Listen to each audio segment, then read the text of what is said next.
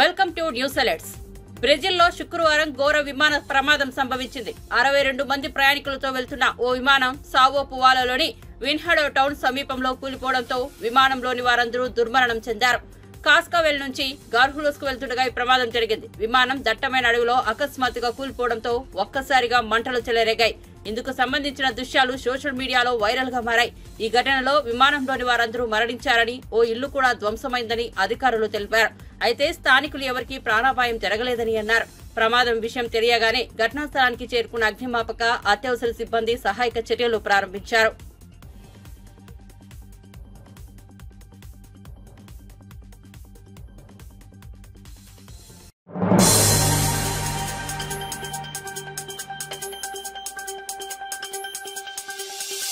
Paris Olympics లో భారత్ కు మరో పతకం లభించింది. 21 ఏళ్ల అమర్ సెరావత్ రెజ్లింగ్ లో కాంస్యం సాధించారు.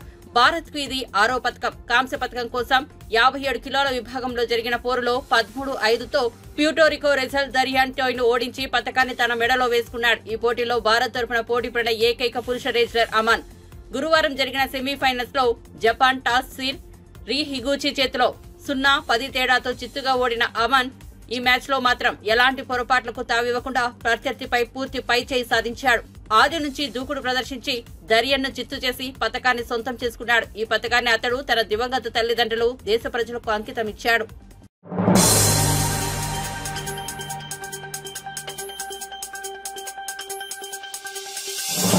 వైసీపీ ఎమ్మెల్సీ దువ్వాడ శ్రీనివాస్ కుటుంబ వివాదం మరో మలుపు తిరిగింది. దువ్వాడ శ్రీనివాస కుమార్తెల ఆరోపణలు చేసిన దివ్వల మాధురి సంచలన వ్యాఖ్యలు చేశారు. దువ్వాడ శ్రీనివాస్ ను తాను ట్రాప్ చేయలేదని, దువ్వాడ సతీమణి దువ్వాడ వాణి పాలిటిక్స్ లో తనను ట్రాప్ చేశారంటూ దివ్వల మాధురి ఆరోపించారు.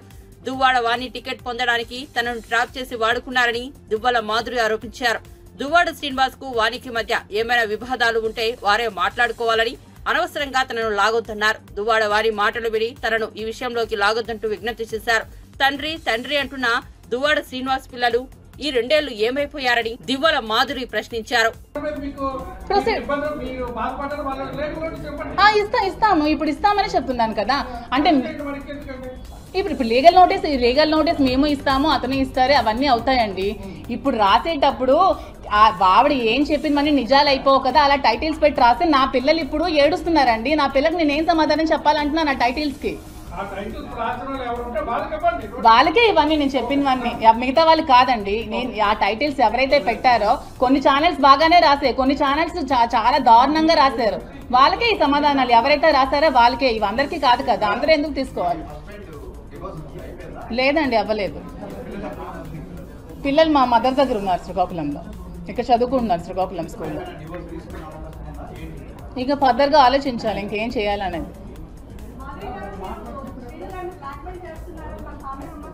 అది మీరు శ్రీని గారికి అడగండి. మీరు శ్రీని గారికి అడగండి. అమ్మ బ్లాక్మెయిల్ చేయడానికి అతడైనా చిన్న కిడ్, 60 ఇయర్స్ అమ్మ, ఒక స్టేట్ ఎమ్మెల్సీ, 25 ఇయర్స్ నుంచి పాలిటిక్స్ లో రాజకీయాలు చేస్తూ వస్తున్నారు. సో మీరే అందరూ చాలా మంది పెడుతూ ఉంటారు స్టేట్ రౌడీ అని, స్టేట్ లీడర్ అని. అలాంటి మనిషిని నేను ఎలాగమ్మా బ్లాక్మెయిల్ చేయగలను చెప్పండి మీరే. నాకు తెలియదు వాళ్ళ పిల్లలు వచ్చారు. నేను ఎప్పుడైతే న్యూస్ ఛానల్స్ చూసానో అప్పుడే నాకు తెలిసింది. అలా నేను నా ఇంటికి వెళ్ళట్లేదని చెప్పట్లేదు. నేను నా ఇంటికి వెళ్తూ ఉంటాను, నేను వస్తూ ఉంటాను, మా ఇద్దరం కలిసి టెంపుల్స్కి వెళ్తూ ఉంటాము, వస్తూ ఉంటాము. నేనంటే ఫ్రాంక్గానే చెప్తున్నాను. నాకు వాళ్ళు వచ్చి నేను నా యూట్యూబ్ ఛానల్స్ చూసినంత వరకు ఇంత రచ్చ జరిగిందని, నాకు అందరూ నాకు వీడియోస్ పెట్టినంత వరకు ఇంత బయట జరుగుతుందని కూడా నాకు తెలియదు. తెలిసాక నేను బయటకు వచ్చి మరి నా లైఫ్లో జరిగిందని చెప్పాలి కదా. ఆవిడ ఎంతసేపు ఆవిడ వైపే చెప్తుంది, మరి నా లైఫ్లో జరిగింది కూడా నేను చెప్పాలి కదా.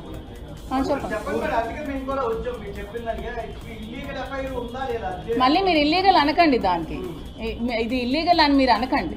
ఆవిడ పేరు పెట్టిందని మీరు ఇల్లీగల్ ఎఫ్ఐఆర్ అని మీరు పేరు పెట్టకండి. ఆవిడ అలా క్రియేట్ చేసి అలా చెప్పింది.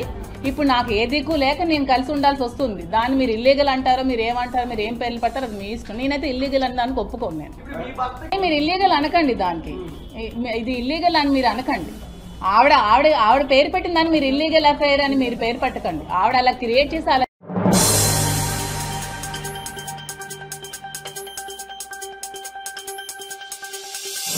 బీఆర్ఎస్ ప్రభుత్వంలో విదేశాలకు వెళ్లి కంపెనీలతో చేసుకున్న ఎంఓయూలన్నీ బోగస్వేనని మంత్రి కొండా సురేఖ అన్నారు. అసలు స్థాపించని కంపెనీలతో ఒప్పందాలు చేసుకున్న ఘనత మీకే దక్కుతుందని ఎద్దేవా చేశారు.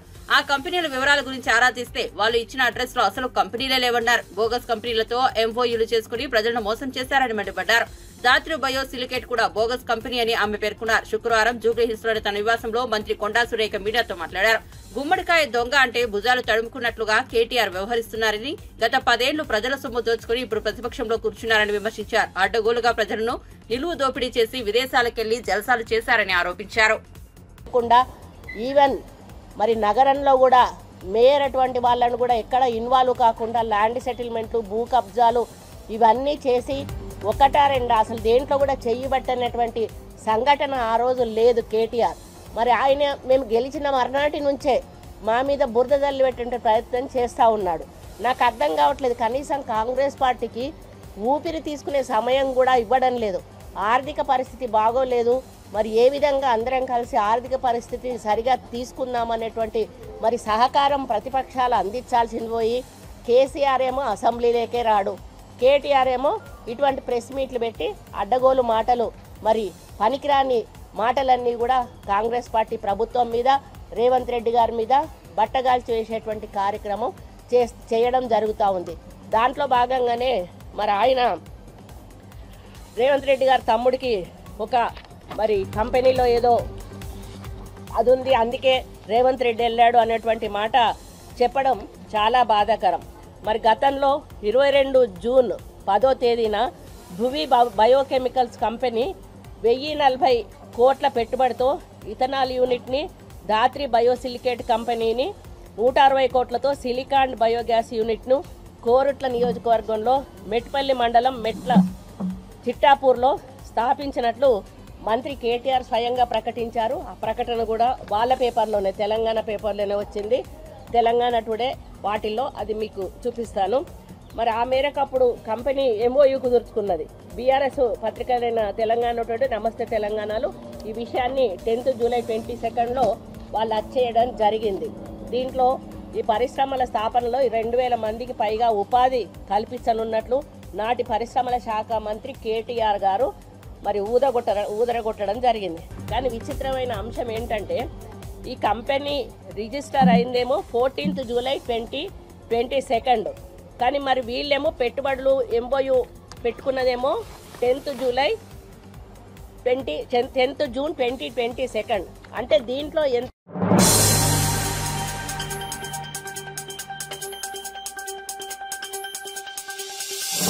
1.27 కోట్ల విలువైన 1.832 కేజీల బంగారం చోరీ కేసులో అంతర్రాష్ట్ర దొంగను అరెస్టు చేసినట్లు రాచకొండ సిపి సుధీర్ బాబు తెలిపారు.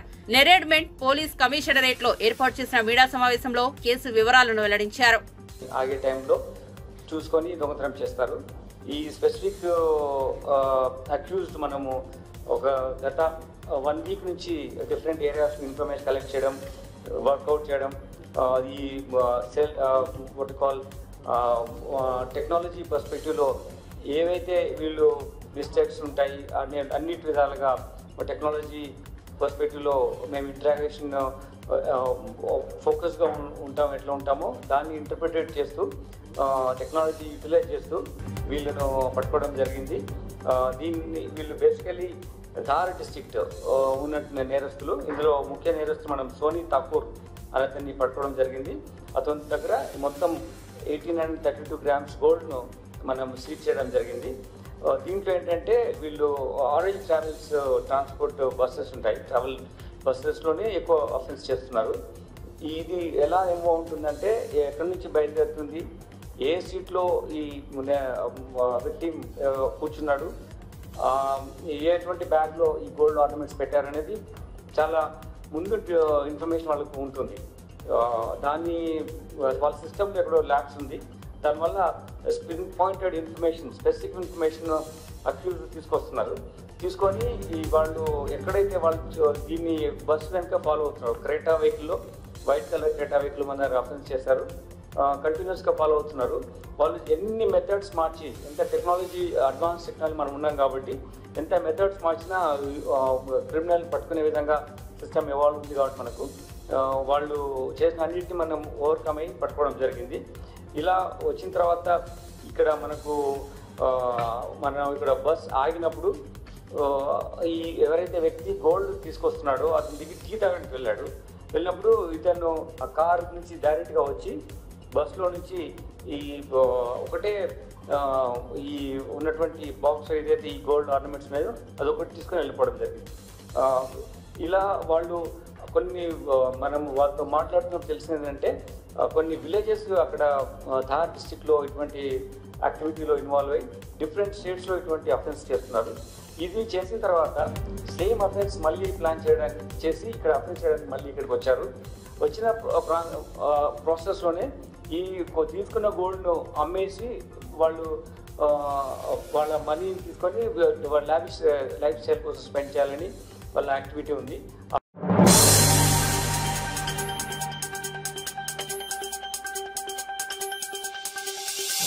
భద్రాద్రి కొత్తగూడెం జిల్లా జూలూరుపాడ మండలం వినోబనగర్ వద్ద నిర్మాణంలో ఉన్న సీతారామ ప్రాజెక్టు పనులను రాష్ట్ర రెవెన్యూ గృహ నిర్మాణ శాఖ మంత్రి పొంగులేటి శ్రీనివాసరెడ్డి ట్రాక్టర్పై వెళ్లి పరిశీలించారు. నెలలోపు పంటలకు నీరు ఇవ్వాల్సిందేనని అధికారులు వేగవంతంగా పనులను పూర్తి చేయాలని ఆదేశించారు.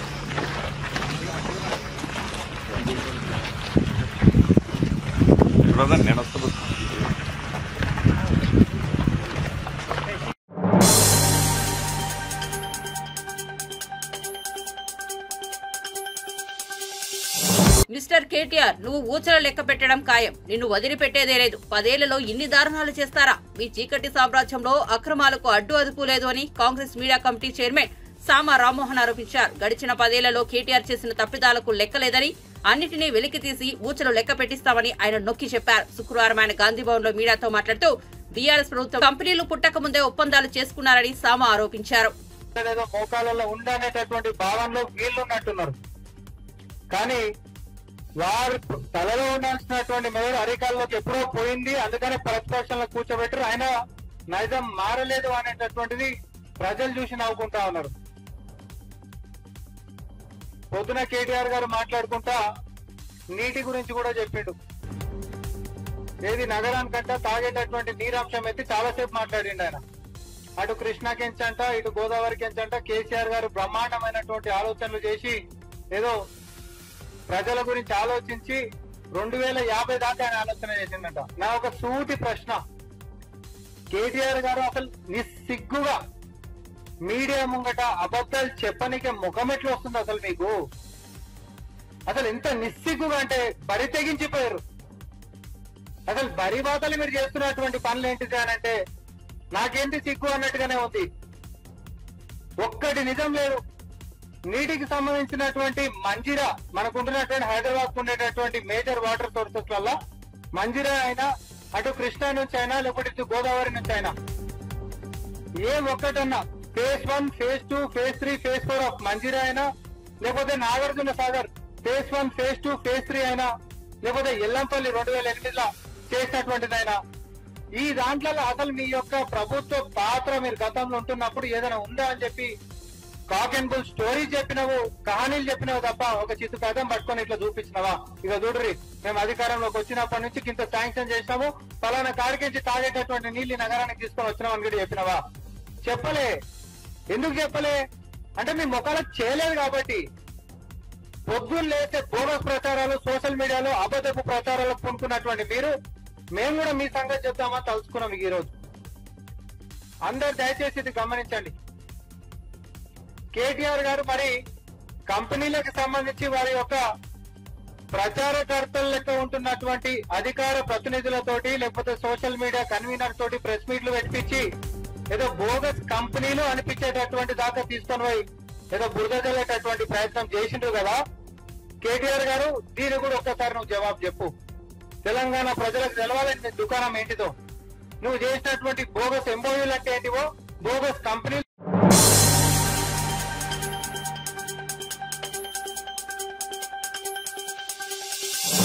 ప్రపంచ ఆదివాసీ దినోత్సవం సందర్భంగా గ్రామాల్లో రోడ్లు, విద్యుత్ సౌకర్యం కల్పించాలని కోరుతూ ఆంధ్రప్రదేశ్లోని అల్లూరి సీతారామరాజులో పీవీటీజీ కొండు గిరిజన సంఘం ప్రజలు శుక్రవారం ప్రదర్శన నిర్వహించారు. గిరిజన సమాజానికి చెందిన ప్రజలు గుర్రాలపై స్వారీ చేస్తూ అడవుల గుండా ప్రదర్శించారు.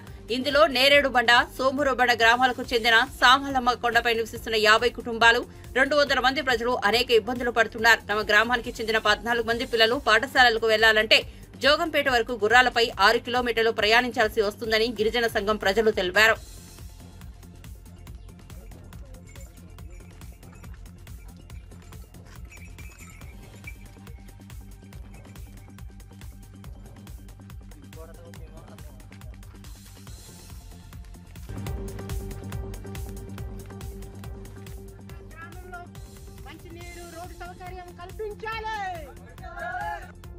మా గ్రామంలో ఉన్న 14 మంది పిల్లలు రానుపోను 6 కిలోమీటర్లు అవుతుంది. వాళ్ళని గుర్రాల మీద తీసుకొచ్చి గుర్రాల మీద తీసుకెళ్తున్నాము. ఈ ప్రపంచ ఆదివాసీ దినోత్సవ సందర్భంగా మాకు రోడ్డు సౌకర్యం అలాగే కరెంట్ సౌకర్యం ఏర్పాటు చేయాల్సిందిగా ప్రభుత్వాన్ని డిమాండ్ చేస్తున్నాం. మేము ఈరోజు పాదయాత్ర చేస్తున్నామంటే గుర్రాలు, డోలు మోతలు, మాకు కరెంటు లేక రోడ్డు లేక ఇబ్బంది అవుతున్నాము. ఇప్పటికైనా గవర్నమెంట్ మాకు సంధించాలనేసి ఇప్పుడు మా బాధలు మా గ్రామంలో ఉన్న ప్రజల్ని ఆదుకున్నట్టు అవుతారు. ఎందుకంటే మేము చీకటి బతుకులు మేము జీవిస్తున్నాము. ఇప్పుడైనా మీరు గవర్నమెంట్ ఇప్పుడు కొత్త ప్రభుత్వం ఏర్పాటైంది కావున కొత్త ప్రభుత్వం మరి మాకు కరెంటు, రోడ్డు, నీళ్ళు లేక ఇబ్బంది అయిపోతున్నాము. మాకు ఇప్పటికైనా మాకు మా గ్రామాన్ని మీరు ఆదుకుంటే మమ్మల్ని ఆదుకున్నట్టు అవుతారు.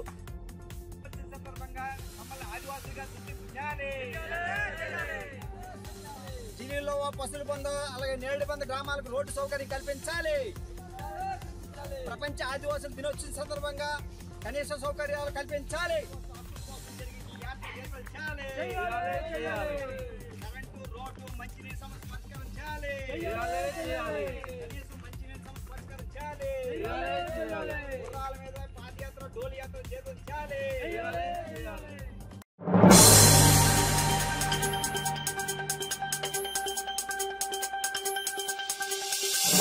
8 అతిపెద్ద రైల్వే ప్రాజెక్టులకు కేంద్ర కేబినెట్ ఆమోదం తెలిపినట్లు రైల్వే మంత్రి అశ్విని వైష్ణవ్ వెల్లడించారు. ఒడిశాలోని మల్కాన్గిరి, పాండురంగాపురం రైల్వే లైన్ ఇందులో ఉందన్నారు. భద్రాచలం మీదుగా 173 కిలోమీటర్ల మేర ఈ లైన్ నిర్మించనున్నట్లు ప్రకటించారు. దీని ద్వారా ఒడిశా, ఏపీ, టీజీలకు ప్రయోజనం చేకూరుతుందని చెప్పారు. 24,657 కోట్లతో చేపట్టే ఈ ప్రాజెక్టులు 2030-31 నాటికి పూర్తి కావచ్చని అంచనా వేస్తున్నారు. 8 बड़े रेलवे प्रोजेक्ट्स आज कैबिनेट में प्रधानमंत्री जी ने अप्रूव किए. इन 8 बड़े रेलवे प्रोजेक्ट्स से एस्पिरेशनल डिस्ट्रिक्ट्स, ट्राइबल बहुल क्षेत्र, आदिवासी बहुल क्षेत्र, इन सब को एक बहुत बड़ा डेवलपमेंट का माध्यम मिलेगा. इन 8 बड़े प्रोजेक्ट्स में 3 प्रोजेक्ट्स हैं. उड़ीसा का जो सदर्न पोर्शन है और वेस्टर्न पोर्शन है उसके Gunupur Therubali new line 73 kilometres, Junagarh Nabarangpur new line 116 kilometres, Malkangiri Pandurangapuram via Bhadrachalam new line 173 kilometres. इन तीनों प्रोजेक्ट्स को अगर आप देखेंगे तो वेस्टर्न उड़ीसा में कंप्लीट एक कॉरिडोर बनता है वेस्टर्न उड़ीसा से साउथ उड़ीसा और आगे आंध्र प्रदेश और तेलंगाना को कनेक्ट करने वाला. और उस कॉरिडोर को और आगे देखें अगर हम तो प्रैक्टिकली आसनसोल से लेके नीचे वारंगल तक कंप्लीट एक नया कॉरिडोर बनता है। इसका बहुत ही इकोनॉमिक इंपॉर्टेंस है, टूरिज्म के पॉइंट ऑफ व्यू से इंपॉर्टेंस है, एम्प्लॉयमेंट के पॉइंट ऑफ व्यू से इंपॉर्टेंस है, मिनरल सिक्योरिटी के पॉइंट ऑफ व्यू से इंपॉर्टेंस है इसकी, और एनर्जी सिक्योरिटी के पॉइंट ऑफ व्यू से इसकी इंपॉर्टेंस है।